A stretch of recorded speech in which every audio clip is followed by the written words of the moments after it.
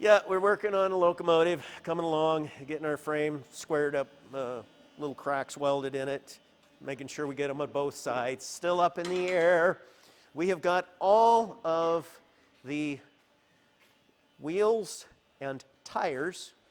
We've got all of them done, and this we just turned it over, so we painted this nice and red. But while we're here, well, I got to do a little bit more on the bell too than what I was initially figuring. The bell, it's not just the bearings. Yeah, the bearing is wobbly, but the whole, so I got to do a little bit more there. But that's, it's all within the scope of things that we can add on and do, and we'll fix it. We'll make the bell good. But we figured we better had drain out and look at the transmission because it was spilling oil like it had been overfilled, and we found extra parts. Oh, So now we're kind of in a it may need something more. Well, I know it needs more. It's just a matter of I turned in the bid this morning, and there's a few issues besides being just a straight transmission.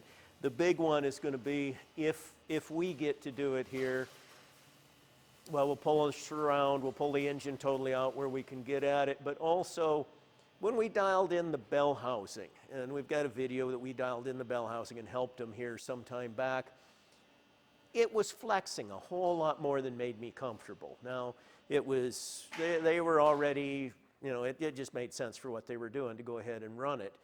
But I do not want to rebuild the transmission and put that on. So what we will do if we end up doing this, part of what I was bidding is we'll take a hydroformed scatter shield, good heavy bell housing, and we'll cut it off, weld a ring on it, and make it a substantial bell housing that won't be flexing, and there'll be no question as to the quality of the made-up between the transmission and the engine. And I don't know why it seemed to be much more substantial when I first did it 19 years ago.